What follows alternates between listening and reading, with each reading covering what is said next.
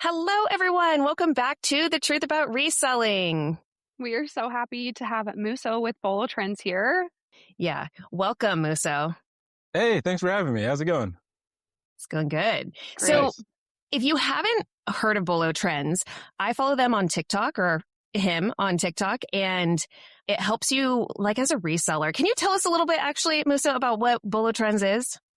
For sure. Yeah. Bolo Trends, I would summarize it as if you're a reseller and you're tired of guessing on what to source or how to craft your titles for everything that you're listing, Bolo Trends is your resource. So it's demand signal for resellers.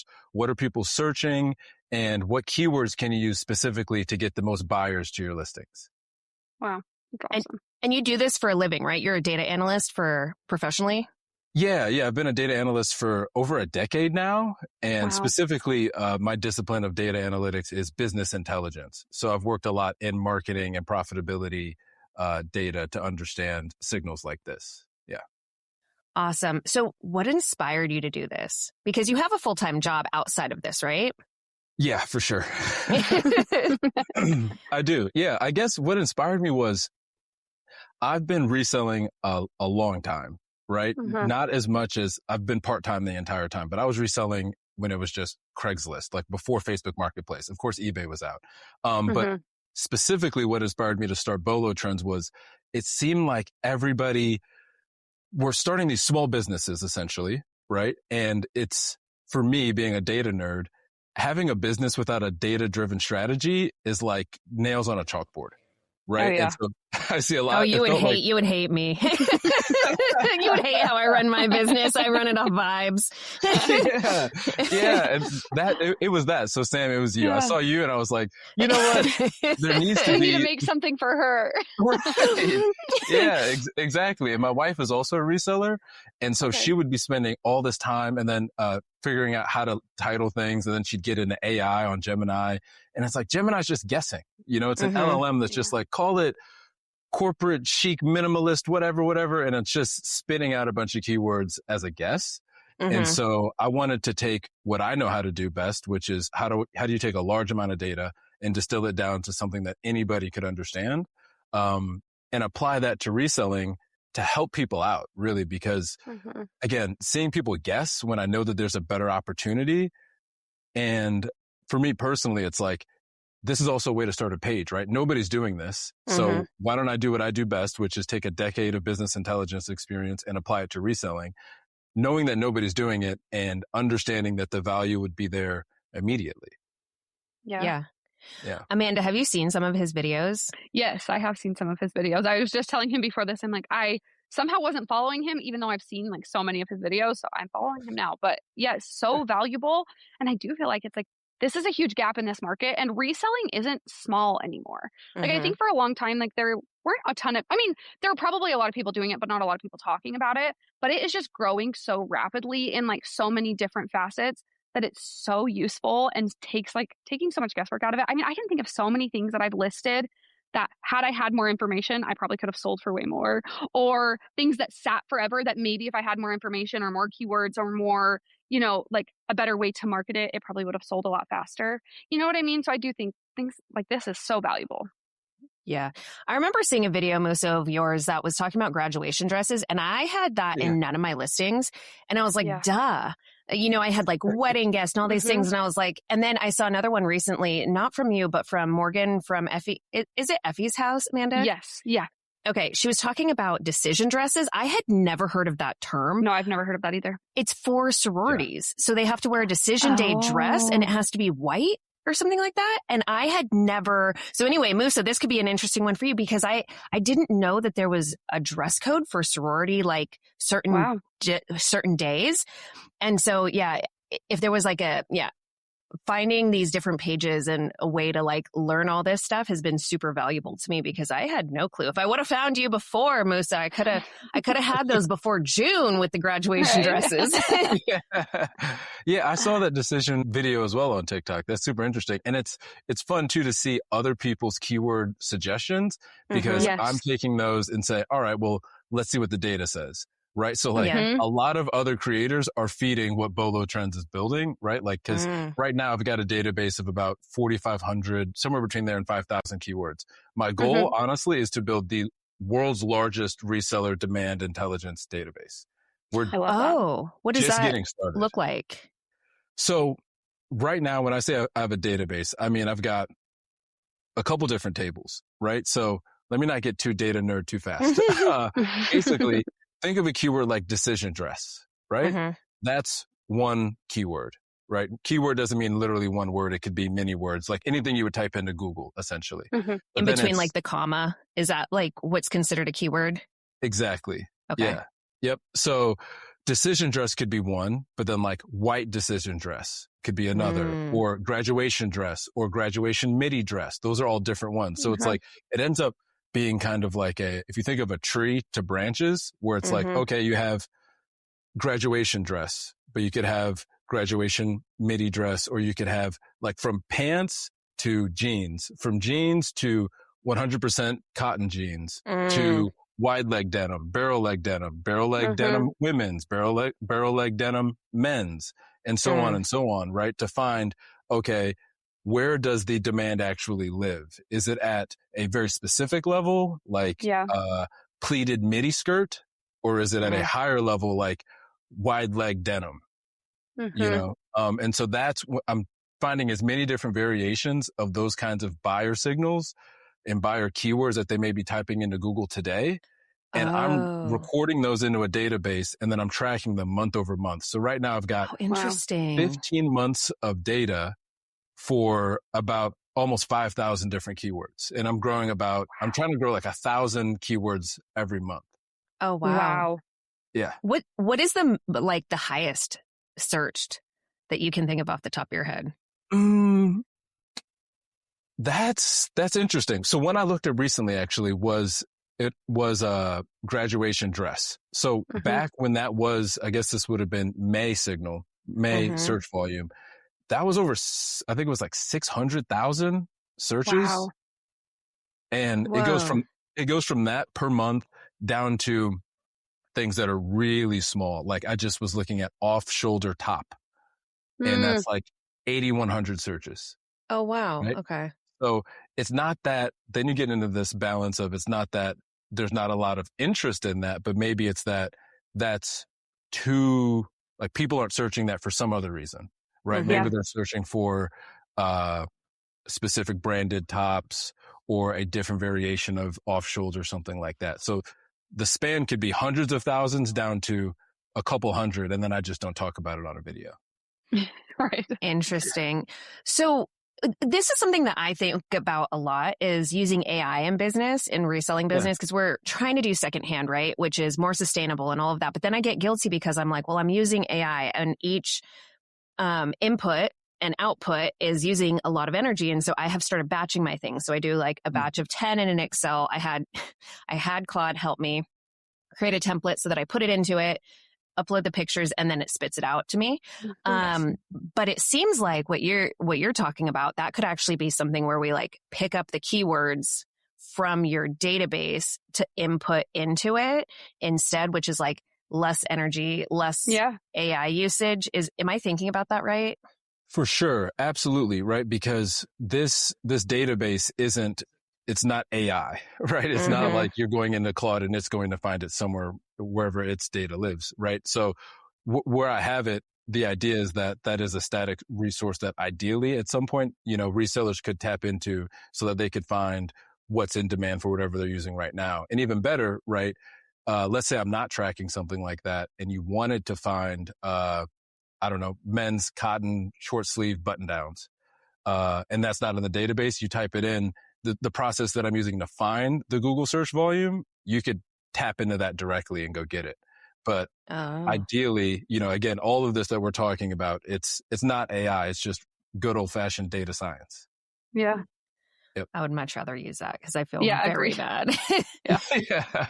I'm like, every time I'm like, oh, but I'm still better than Shein, but like, is that a bar I want to set? Like, and I know that Salesforce uses like millions per second, or companies like Salesforce. Allegedly, I don't know what they use, but So what do you and your wife sell? Honestly, it's been more fashion as Bolo Trends has picked up and I've started growing this database. It's like, well, we've got the information now, let's use it. But historically, it's been more hard goods. So she's got a knack for finding valuable, like miscellaneous hard goods. So like one of her best flip was actually a Persian rug. Oh, wow. Where she did a play where, are you all familiar with high bid and estate sales? Yes. No, I'm not. Yeah. So she found a buyer. High bid is like they aggregate a bunch of estate sales and then you bid online, kind of like a la Whatnot, but not live. Right? Yeah. Kind of like a marketplace for estate sales, but all online. Okay. Yeah, exactly. So one of my favorite flips was finding this Persian rug, finding a buyer for it before we actually won the auction. And he sent a deposit. And so then it was like, all right, game on. The deposit is the money for the rug. Right, exactly. Yeah. Now we have to win this auction. Wait, how did you do that?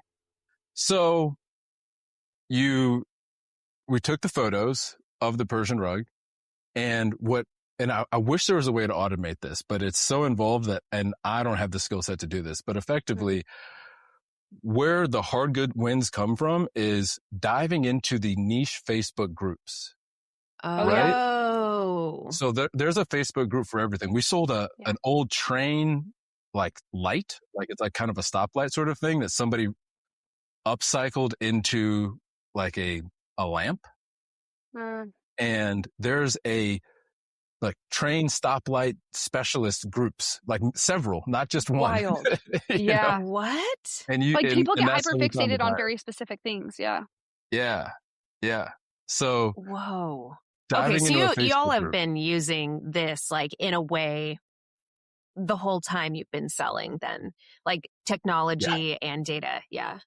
Absolutely. The name of the game in my mind is like everything can sell essentially if you find the target buyer. So whether that's a keyword strategy or it's getting into very specific groups where there's Scooby-Doo board game enthusiasts, like if you have the time, these are real examples. Like if you have the time, you can find the buyer to get the most money for that. Yeah. So do you use Facebook a lot, like Facebook groups to sell things often? Because I haven't thought about that. Like I have used Facebook groups. That's how I started reselling, was selling my little kids' clothes on Facebook groups. But I haven't thought about that in like niche markets. I know you guys are familiar with the brand, you probably are, Magnolia Pearl. Yeah. Just like that outrageously expensive boho brand. There is one, and I am a part of that group, and I see things sell for just outrageous amounts, more than it would ever sell for on eBay or Poshmark. Really? Oh, yeah. And it's because they're collectors. And these people know what things are worth. They know which ones are rare. You know what I mean? So they're willing to pay top dollar because they want that as part of their collection. So again, I think it's exactly what you're saying. If you can find the people that are just obsessed with what you're selling, some of these people don't care how much they're going to pay.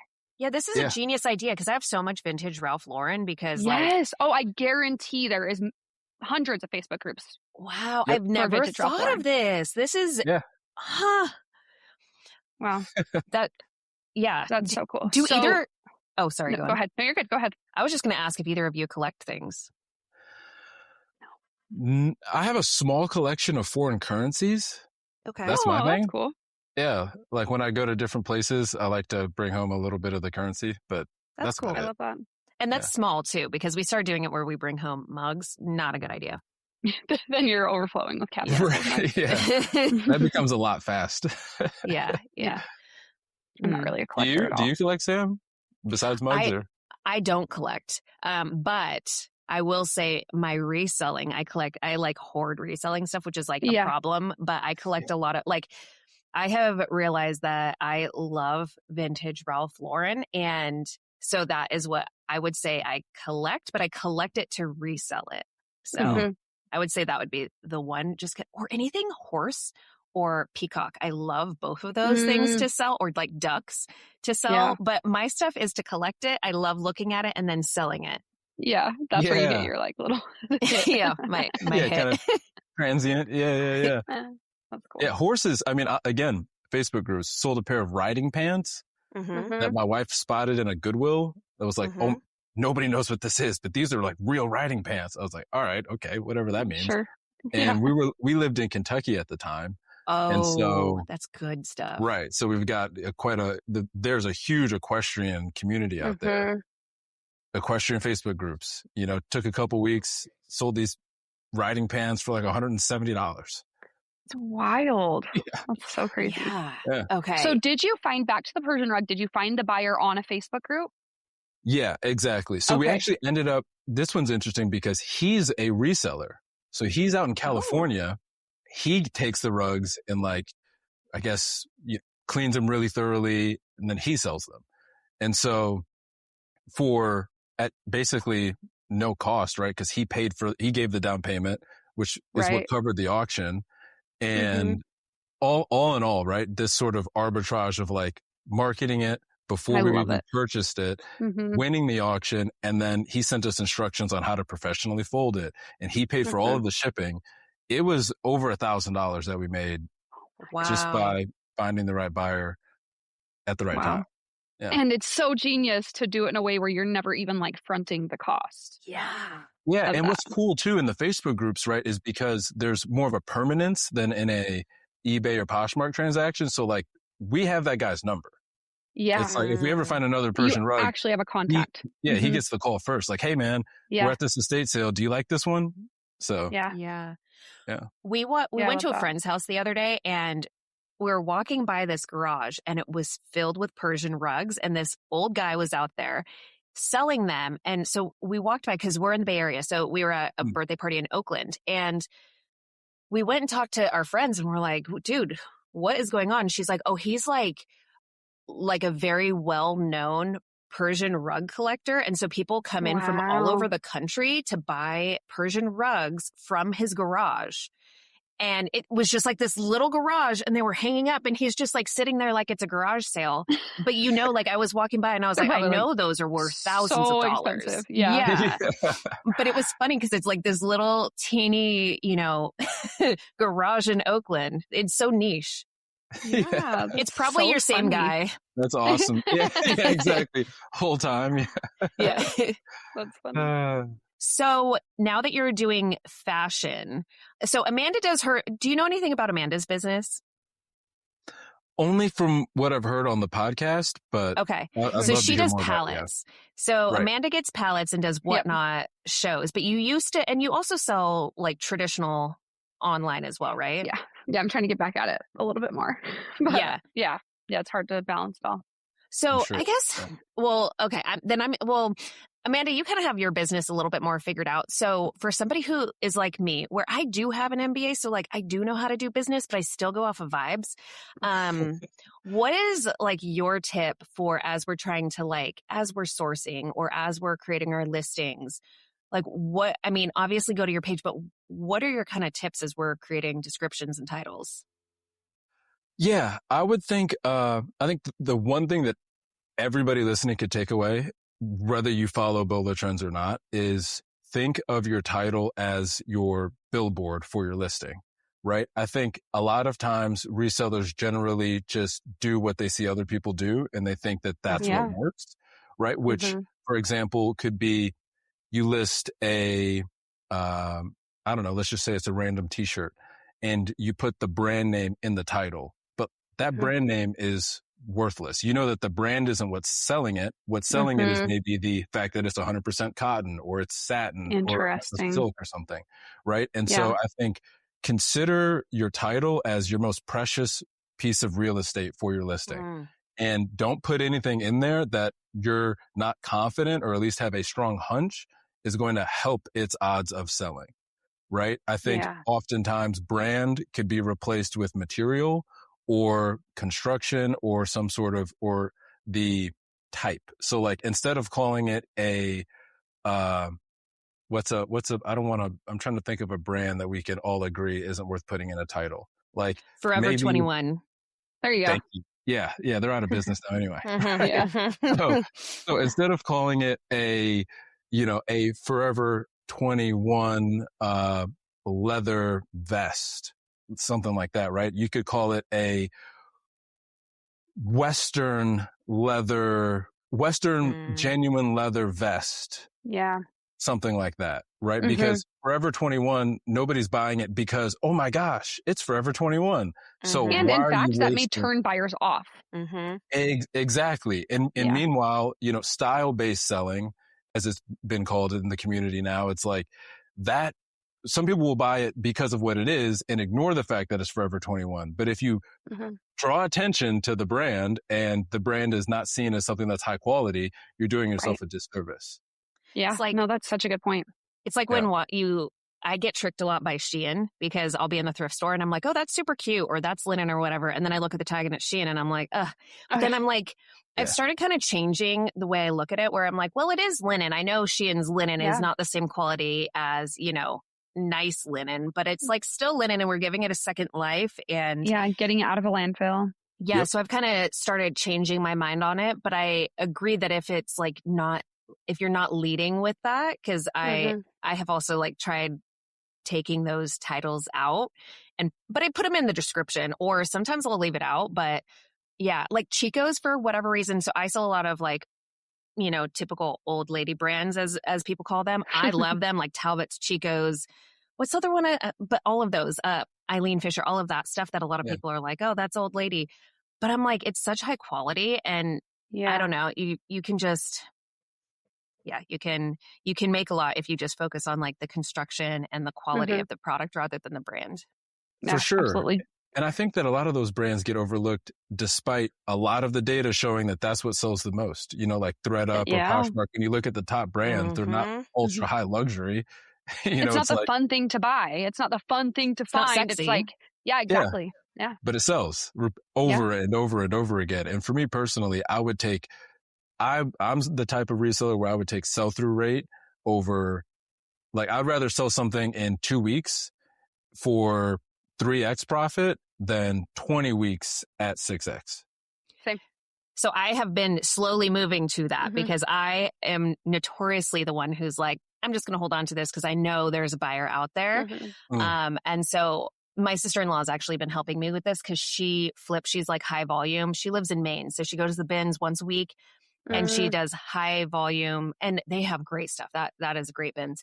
But she sells it for really cheap. And I'm like, dude, you could get so much more. And she's like, I don't want to store it. I don't want to get a storage unit. I want to sell it. I want to sell it this month. And so I'm trying to adopt that a little bit more because I am the opposite. Again, hoarder tendencies. Do you do pricing too? Like in terms of data, is Bolo Trends focus on price at all? No, not at all. I think that price is sexy, right? Because people want to know what's the optimum price to move this really fast, but it becomes harder to validate, right? Because if you're talking price, then you have to get into condition and flaws and all of these other things that become a whole series of variables that I can't confidently say to Amanda and Sam, hey, you should price your, YSL vintage button down at X without actually having put eyes on it. So I actually really appreciate that. There is some software out there. I don't know if Nifty uses some software where it will like give you an idea of the price. And for me, I'm like, I don't believe you. Like, I don't believe that. I don't trust that. Yeah. I don't like that. I would never listen to that. I feel like it would maybe be like someone putting a lot of effort into something many people aren't going to use. Because for me, like, I want to know for myself because I have the product physically. Like, I want to know what this exact thing is going to sell for, or you know what I mean? Right. So I agree. I think that's something I don't think I would utilize that much. And I don't know, maybe some people out there would, but Goodwill does. And everyone who's selling online, or that's how they do pricing. I saw this lady on TikTok. She posted that in the back when they're pricing items, they run it through AI software and they're getting their pricing that way. And this is like, so I don't go off of like, when I do my research, Amanda knows this. I don't go off of what it's been sold for in the past. I go, again, with my vibes and my gut, because just because it hasn't sold for this before doesn't mean, it hasn't. Like I sold my neighbor's fur coat the other day, and historically it had only sold for between 400 and 700.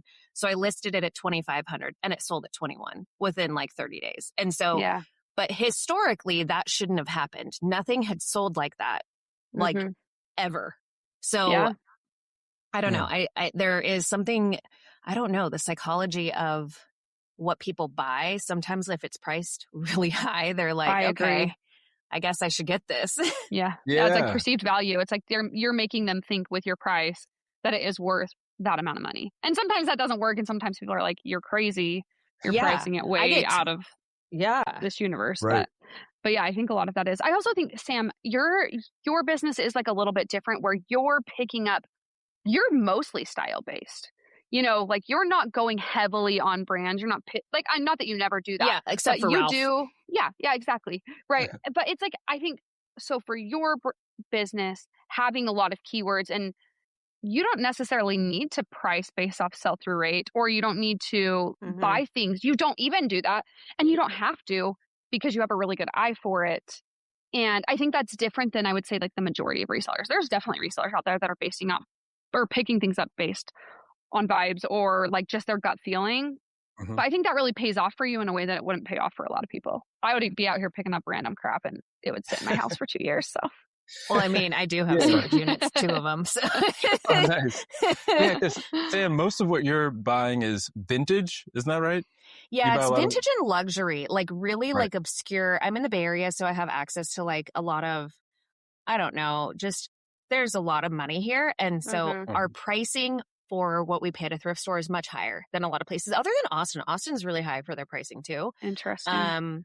But it'll be like these obscure Italian brands, and, you know, like, so yeah, mostly vintage and obscure things. I don't know. Or like I have started doing a lot of consignment, and those pieces are more like novelty, like kooky luxury, like vintage cake bags from Kate Spade, or like I sold a alligator one for like, I think That's like crazy. $2,000. I don't know, like weird. So, but again, historically that should have sold for $400, but I am just delusional. And I think somebody will, and I think too, being in the Bay Area makes you a little bit delusional because you see how much money people have. Like, yeah. And how much people are willing to spend on things. So you're like, no, someone will. Yeah, they spend their money on like crazy things. I'm always like, this is so weird. I love that. Yeah. Yeah, me too. Mmuso, what is yours? Is yours style based mostly, or do you do brand, or do you specifically go off of the data?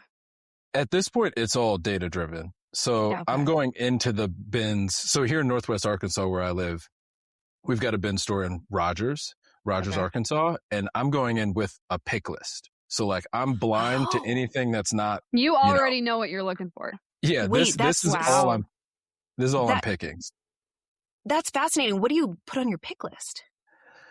So like today, right, it would be chunky sole shoes. So chunky sole sandals, Mary Jane's, combat boots, Western wear. Actually, I got really lucky at a bin store out in, where were we? This was actually south of San Francisco when we were on a road trip. I found a pair of Lucchese's and 2 other pairs of boots in the bins. I was like, that is, if it was the one down in San Jose, they get rid of. Yep. Yeah. Western wear has been really hot. I mean, from cowboy hats, Western boots, denim, belts, bolo ties even. So anything Western wear for sure. Any dresses that I could call summer wedding guest dress, still really hot right now. Yeah. And I'd probably pass on high-waisted bikinis at this point, but I would pick up any trail running or hiking shoes. Wow. So I literally, I go and I have that on my phone. Like, this is all I'm buying, and everything else, blinders on, no distractions. But what if you find like a Dior skirt, or what if you find like an Armani jacket? Which I found both of those things at the bins. Yeah. Yeah. Honestly. Okay. Yeah. And that happened a few weeks ago. I gave that YSL example earlier. I found a men's button down Yves Saint Laurent shirt that was right on top at the bins. Like everyone had picked past it. I was like, well, yeah, this is coming home with me immediately. Right. Yeah. Yeah. People go through the bin. You would be fun to go to the bins with. Amanda, we should do that with our Dallas trip. Oh my gosh, that would be so fun. So we're going to Dallas. I think we haven't planned anything, but around eBay Open, and we want to get a bunch of like resellers to go so we can all go thrifting together. Nice. I don't know if that's a good idea or a bad idea. We're all going to be like ripping stuff out of each other's hands. Very dramatic, but that's such a fascinating, maybe I'll try. I think I'm going to go to the bins later this month to the one you mentioned. Because I've only gone once before, but I found Armani, Dior, like again, all on top. because I think a lot of people are just looking for, the single stitch t-shirt, or I don't know what they're looking for, or the shoes.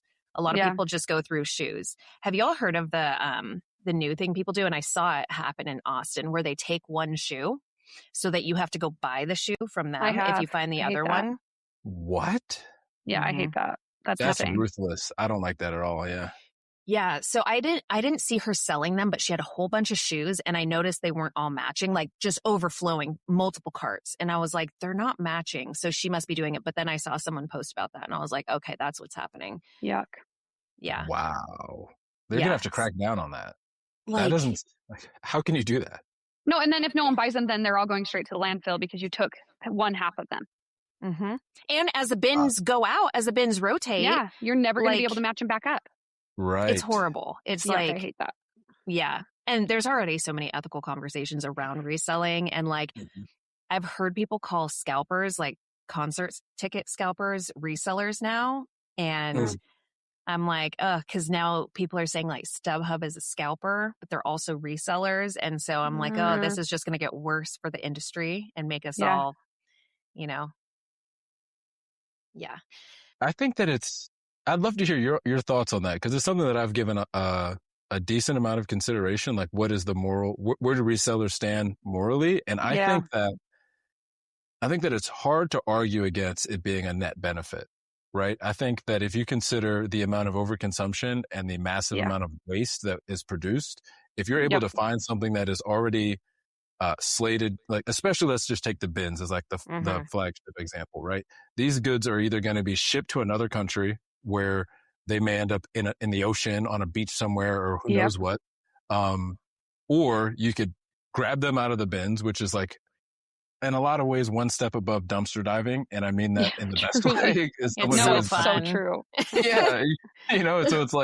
So it's, you go and you get it, and then you can actually send it to a better outcome, right? Like, someone's going to wear that for at least some amount of time before it ends. You're pushing back the amount of time before it ends up in the landfill. And I think that's the name of the game, right? Increasing usage before it just becomes waste. What do you all think? We've had so many conversations about this. I've joked that like this conversation is tired, and it's not, but I just feel like people on the internet, especially on TikTok, they're just like hammering this in, and they're using it to get views. They're using it to rage bait people because they just know it's like such a hot topic in this community. So part of me is just like, are there unethical ways to do this? Absolutely. But so what would that look like to you? What would an unethical way? I think that like you said, taking half of the shoes so then they're not able to be used, or going in and just like buying out massive amounts of stuff in one sitting, or going to places where those resources maybe are used for lower income people. There are certain aspects where I think, maybe that is like unethical, or like for me personally, I think about like maybe the amount that I'm buying, like how much am I buying that would be taking away from the people in my community, which here, I've looked in the back of the Goodwill rooms, and they are just pallets stacked to the ceiling, waiting to have room on the floor so they can unstack those pallets, pull out the clothes. So I don't even know that there really is here, but I don't know. I think maybe there are unethical ways at some point, but I do think the pros outweigh the cons tenfold. Yeah. I don't believe in concert ticket scalping. Like, I don't believe in scalping, but then Amanda knows I kind of vacillate back and forth between what's ethical and not, because I agree. Going to the bins, no problem. Getting stuff from your neighbors to sell, picking trash up, there's not even a question about that to me. But like when I go to the thrift store, so one of them that I go to is Savers in my area, and it's huge. It's like a grocery store, like Safeway. It's a full, I would say half a block large. Oh. And I feel bad because I'm like spending $400 and getting like this huge haul, and it's good stuff. But I'm like, realistically, and I have started leaving stuff behind to see if like maybe when it goes on sale, because they have the different tags every week that are on sale, and they're typically still there, almost everything that I leave behind. And so that helps me. But I do feel guilty because I'm like, when I see people post online about, oh, you guys are taking all of the good stuff from the thrift store before other people can get it. Like, I don't really go thrifting on the weekends unless it's like with girlfriends just for fun. I go during the week. So I'm like, those things would be cycled off the floor. So I don't know. I'm very, I'm very torn on the most ethical way to do it. Yeah. What, Yeah. Musa, what do you think about like the more traditional thrifting? Because like the bins, I feel like is like, that one is a given. Or if you're buying overstock from one of those stores or, but what do you think about like going into a traditional like charity shop or thrift store and buying stuff? I think I'm in the same boat. I think that it's hard for me to hear if you said resellers take all the good stuff, because then we'd have to define what is the good stuff. Because like what I would be going to pick up would be different than somebody else. Right. Yeah. And I think that's evidenced by the fact that we could all go to any thrift store in America and find something of value to still resell.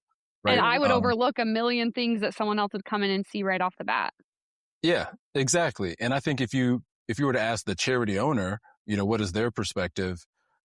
I think that's really where I think that's like the crux of the moral argument, right? Because if you own the charity organization that has the thrift store and you're in favor of resellers, then I think that we're all on the same team then. I would venture to guess that they want to increase the total number of goods that they sell because that benefits the most people that are the beneficiaries of their charity.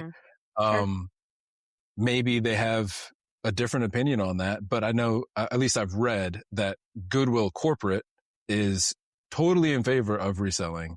And I can't speak to make some more money. I talk to them all the time. Like whenever I go into the shop. Oh yeah. I mean, I talk to everyone. I'm like a weirdo who talks to everyone. Nice. But yeah, they love it because they're like, oh, did you sell everything from last time you're back? I'm like, I did not. I didn't even list it, but I'm back because I have a problem. and I'm like, don't judge me. Stop judging me. And they're like, no. We love it when you come. It's good. It's good for us to have people like you come because then again, it supports the cause. And, and I think another way to think about it, sorry, not to interrupt you, but is also like if you're buying stuff, you're taking that off of the floor, giving them the opportunity to put new stuff on the floor, that maybe that would be better for the person who comes in right after you. And maybe there would be something in there, that they could find that they wouldn't have found because there was no space on the racks. I mean, I know at my Goodwill, sometimes I can't even hardly look through the racks because they are packed so tightly. Like it's so hard. I'm like using all of my arm strength to get through those racks because they're so in there. So I don't know. I think it's where there's no shortage. We're just rotating through all of this clothing. Yeah. Yeah, that's a good point. It makes me think of sustainability and how like greenwashing kind of happens where it's like, remember how we were taught you always recycle, you always, don't waste the water, don't do all these things. And my husband thinks very differently about it. I'm going to make him sound horrible. He's not, but he's like, Sam, me like not recycling this or me, whatever. He does recycle, or me leaving the water on while I'm brushing my teeth. He's like, is nothing compared to what these corporations are doing. And what they've done is they've marketed it and put it on the consumer so that we feel the guilt and we think that we have all the power when that is not the case at all. Like if, Walmart, for example, I don't know if they still do this, but when I was in school, I went to school for sustainability and everyone hates Walmart, right? I actually like Walmart. I don't like how they treat their employees, but they changed the supply chain for sustainability. So they put a lot of things in place where all of their vendors had to follow these sustainable guidelines. And so they actually made people be more sustainable. And that was like a good example of Walmart has way more control than Susie Joe down the street, not leaving the water on. And granted, yes, we should not leave the water on when we brush our teeth.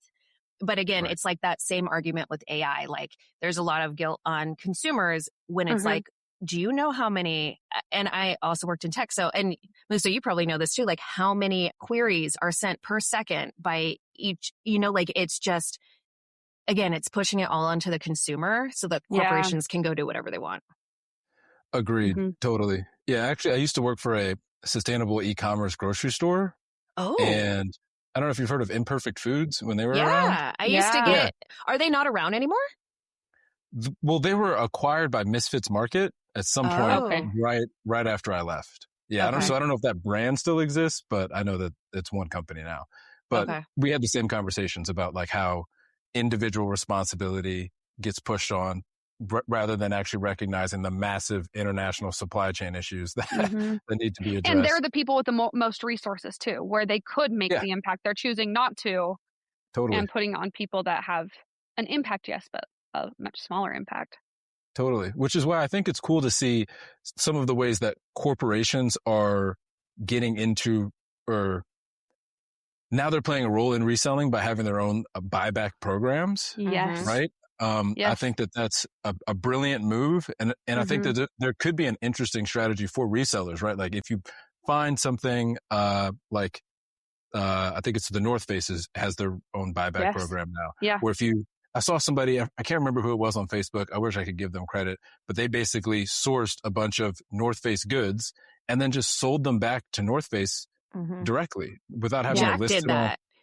Jack did that. Jack has done that. She did like $380 worth of like buybacks. Yeah. Yeah. That's awesome. Everybody wins.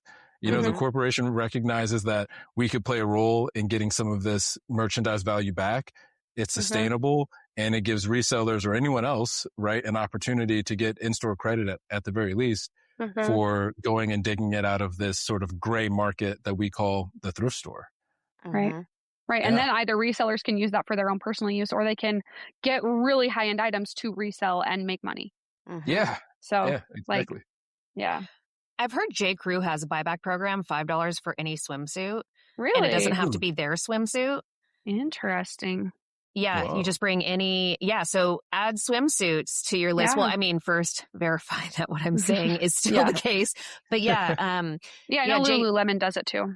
Yeah, but Lululemon, it has to be Lululemon's. J. Crew, it does not have to be really J. cool. Crew. I mean, you can go to the bins and get swimsuits are so light, they're not going to cost you anything. Yeah. Right.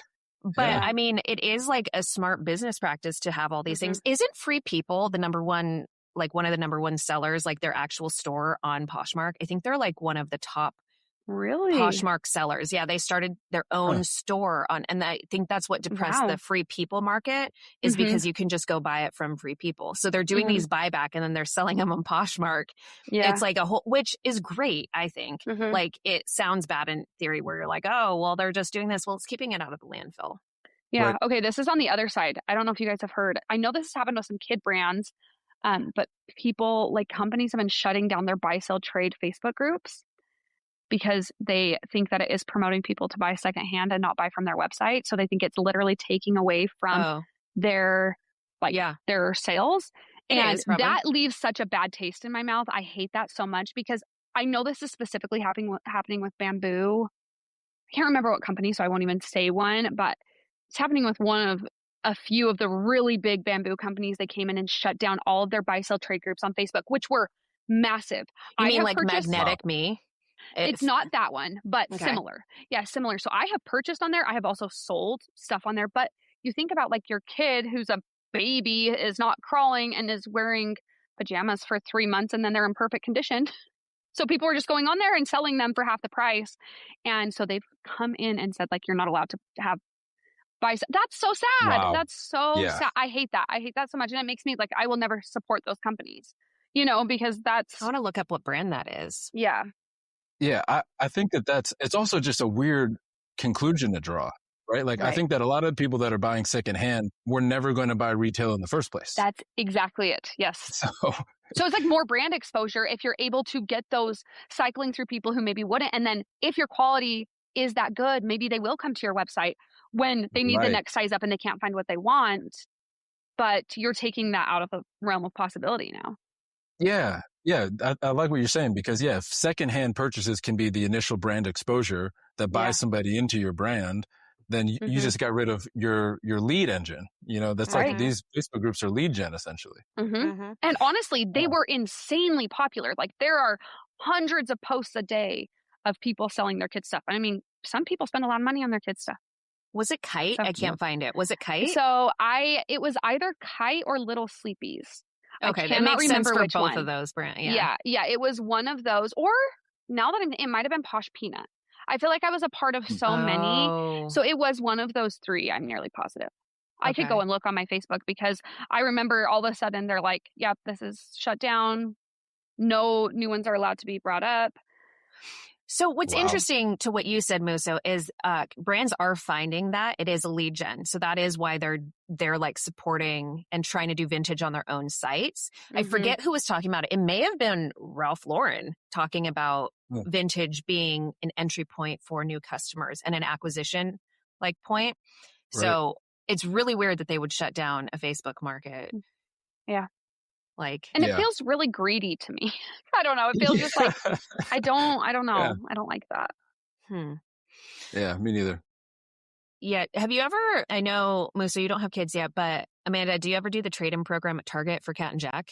I have in the past. I will say sometimes I feel that's like another ethical thing for me. And I know that they have that, but part of me is like, but my kids, I've done it on a couple things. I remember specifically I had like a pair of joggers that I bought for my son and they fell apart after one wash. I did take that back, but I try not to take back. Like you will see people on TikTok saying, my kids grew out of this and they took it back. I don't know. I feel like But that's what it's for, though. They say if your kids grew out of it. I feel like for me, I'm like, that doesn't make sense. Like that feels wrong that like you're buying it almost. And maybe if that's what I haven't ever looked at like the actual terms of it. But for me, I'm like, that feels like stealing or something. I don't know. Like you're just taking it, letting them wear that, take it back just to get a gift card to do it again. I don't know. But if that's what the terms say, the terms say like, sense. If your kids outgrow it or if they get like my son, I get him Cat and Jack, but like the knees are destroyed within a week. Yes. Like, so I've started cutting them off because I think they're doing it so they get the materials back so they can produce the stuff Which cheaper. is great. Yeah. But I'm like, that still isn't like, so I'm trying to reuse them and being like, okay, turning the pants into shorts. And then, but again, they grow out of stuff so fast that it's like, and you never find boys stuff in the thrift store ever because it's all destroyed. Oh, my sons. I'm like, there's not hand-me-downs from my oldest to my second because he's just destroying stuff. And then all the girl stuff is like pristine. Like I go into, whenever I'm in the bins, it's always just like girl stuff. Actually, I always get, my son has two really good girlfriends who we're like family friends with. And so I always get them stuff and they're two different sizes. And so and there's two different styles. And so I get that stuff. And one of the girls asked her parents, cause they're from New Zealand. And she was like, is Sam digging in the garbage bins to get these? And so now we have renamed the Goodwill bins, the treasure chest, because she thought it was because they call the trash the bins. Yeah. That's funny. She's like, I don't want this if it's coming from her. She's like, that's funny. So Mmuso, I know we're almost out of time and I was a few minutes late, but if you have somebody who is just starting to resell from where you're coming from with Bolo Brands, what would you suggest that they do in terms of description, title? I know you already said the title part, but. Yeah. I think if I was starting reselling day one today, I think the first thing that I would do is start with the basics. I think you don't have to get incredibly fancy or niche down until you learn what you like to resell, right? So before we even get into like the specifics of Bolo trends and keywords and titles, I think what people should learn is what workflow do you like? You know, photographing dresses is very different than photographing shoes, which is different than photographing hard goods. And like, if you don't like the listing part, you're not going to like the entire workflow from beginning to end. That's so true. Yeah. Like at this point, I recognize that there's part of me that wants to go shoes only. Photographing shoes, I love listing shoes. It's easy. It's fast. They all store in the same kind of shape. Just get a bunch of the same kind of boxes. It's a piece of cake. And also find that bundles happen easier with shoes. You know, where like those Lucchese boots I found were a size 8.5 men's, but somebody donated 3 pairs of 8.5 men's boots. And 2 of those pairs sold to the same person. And it's like that happens because it's easier to know that you're a size 8.5 in a lot of ways than, well, does this size large fit me? Because size large can mean different things.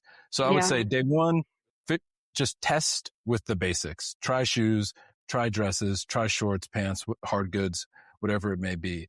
The second thing would be buy in season. I think that a lot of new resellers start overthinking buy cycles and like, well, are people already buying for the fall? You know, maybe I should start getting Valentine's Day stuff right now. And it's like, just buy what people are buying today and list it immediately and try to get it gone tomorrow. So, you know, if you're in summer, buy for summer. If you're in winter, buy for winter and don't overthink it. That's a great tip that I haven't heard yet. Yeah. I think, simplicity at first. Right. Yeah. And then when we get into the titles and descriptions, again, I think if you consider your title as your billboard, your description is really where you get into details that only a super interested buyer cares about. Like that's where you're getting into, condition, quality. Maybe that's where brand lives if it's not in the other metadata that you've, filled out on eBay or Poshmark or whatever. But think about your listings not from how you think about the item, but how buyers would find the item. I think that's an easy way to consider title, description, tags, etc. Right? Mm-hmm. So how would you, if you just opened up a blank, Chrome browser, how would somebody find this pair of shoes? What would they have to type in to find them? And then reverse engineer your way into your title and description that way. I like that. I shop a lot secondhand now. I try to. If there's something I want, I will always check eBay and Poshmark first. And sometimes it's very frustrating to find what you're looking for and you will see someone just put blue t-shirt and you're like, I would have bought that. How does one find that? So I think that's such a good tip that you need to think about it. Like, you were looking for this, how would you search it? Right. Like right now, I'm looking for a watch. And so I'm typing in vintage chronograph a lot. And if that's not in your title and description, I'm probably not going to see your listing. But if you have a two-tone vintage chronograph, I could be the ideal buyer for you. But maybe you just put Timex men's watch or Seiko men's watch or something. Oh, it's such a good point. Yeah, that makes me want to go revamp some of my listings because So some simple really keyword valid. strategies would be like era, right? Is it Y2K or is it vintage or is it antique? And then design style, right? So again, vintage chronograph. Chronograph is a type of watch. So if it's apparel, it could be, Y2K romper. Maybe those are the first two words in your description, or I'm sorry, in your title. And then you get into some of the other details. There's a video that I put out recently, and I want to make more of these because I think I can break down titles into an equation, if that makes sense. I think there's an anatomy. That's Of interesting. what makes a really good title. Something that is a repeatable formula where you just plug in whether you have era or condition or color or style over and over and over again, that checks the boxes of broad discovery and niche buyer intent, right? So Y2K, huge category, right? If it's Y2K whimsigoth is very niche, but you're hitting both. If you're looking for Y2K, this checks the box. If you don't care if it's Y2K, but you want whimsigoth or some sort of cottagecore type TikTok aesthetic, having both of those gives you the broad and narrow audience. And really that comes from the same way that you do search engine optimization or other keyword funnels for digital marketing or e-commerce. Yeah. I've wondered if you had a formula. So I like that. Yeah. I'm working on it. Yeah. Yeah, that's cool. I'd love to test it when you get it out there because I'd love to take some old ones that haven't sold and plug in, just change the title and nothing else to test it to see how your equation works. Because I know revamping obviously pushes you high no matter what, but I like that of the equation because it makes it easy to think about too. Yeah. And at this point, on top of the keywords, I've been tracking the success rate because again, with full transparency for Bolo Trends, I want to make calls and then if they work out, great. And when they don't, I also want to be held accountable for that. And right now we just crossed 50 plus verified sales from people that are following the page that have volunteered. Oh my God, I tried the keyword switch into my title and this had been sitting for 2 years and it sold. Or these denim shorts, you said to call them jorts. So I switched the keyword and they sold. I started doing that too. Yeah. So it's been a lot of fun to see the wins happen for resellers in real time. And I think breaking these things down into, a sort of formula where you can plug and play, can help. And if I can figure out a distribution mechanism for that, I think that'd be a win, cause it's hard to be in a thrift store and open your phone and go to TikTok and then try to watch a video. Like, what did he say I should do? Yeah. That's kind of a lot. So I'm trying to focus on how can I have data backed opportunities where it's just change this keyword, this for that. And you could have a higher likelihood of sales. That's more difficult than pointing out bolos of, there's more demand for this, go source that. That's easier than the keyword switches, but I'm working on it. That's cool. Yeah, that's really cool. The other thing that I have found that helps things sell is putting in celebrity in the description, whichever celebrity wears that. So there are certain celebrities who favor, so Blake Lively, even though she's not popular anymore, she is a big fan of Magnolia Pearl. Yeah. And Kate Middleton wears Aquatalia boots. Like, and again, this is, I don't know what is wrong with me that I know these things, because there's no reason for me to. Like, literally, I'm wearing jorts and like a t-shirt every day, or like biker pants. So, but yeah, that is something that I have found helps things sell really fast. Or like Ballerina Farms with the milkmaid trend, or even Nara Smith, like things like that are like super trendy. Yeah. So I would love, I don't know if bolo ties, and you got me stuck on bolo ties now, Bolo Trends. I sell a lot of bolo ties. So like that is where I started, is like, and again, the audacity of my pricing. But yeah, that's an interesting thing, because it's like whoever is popular right now, people want to dress like them. Oh, 100%. For sure. Oh, that reminds me, one other thing that you could do as a brand new reseller is like, go sit in a park. Go sit on a park bench and just like see what people are wearing today. Yeah. Like, what people are wearing today will tell you what's popular right now. Like, if you go out to a park in your community, you're going to see a ton of jorts. You're going to see a bunch of coastal cowgirl, Western wear looking stuff. You know, you're going to see the chunky soles.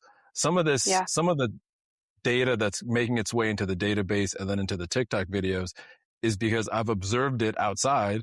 And then I go say, well, what's the data say? You know, chunky sandals are everywhere. Is this real, or am I just seeing things? And it validates it. So like, part of it is just paying attention to what you see people wearing today. And it's very different than what a lot of people were wearing, 4 or 5 years ago, for sure. Yeah. It's kind of like the girls on TikTok who like, this is what women in New York City are wearing this week. And they will just break it down. Like, we're seeing a lot of these sneakers. We're seeing a lot of ballet flats. We're seeing a lot of leather or whatever. And I'm like, I'm not in New York. I'm in little old Idaho, but I love watching those videos. I think they're so interesting. For sure. So you're telling us we should go touch grass.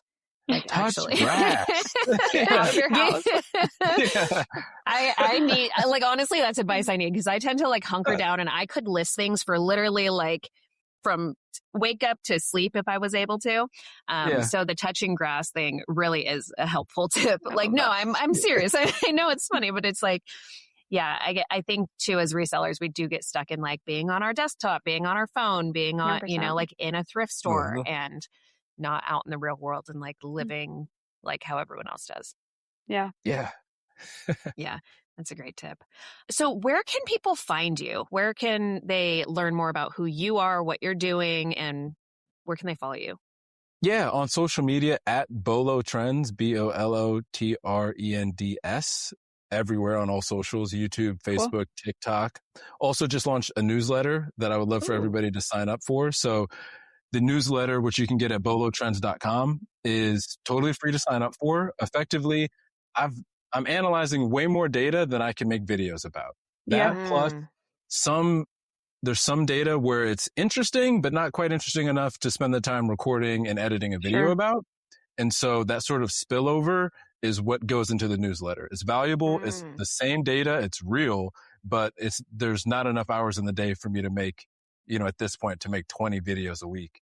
So if you like what you see on social and you want more bolos like that and keyword strategies for free delivered to your inbox, bolotrends.com for the free newsletter.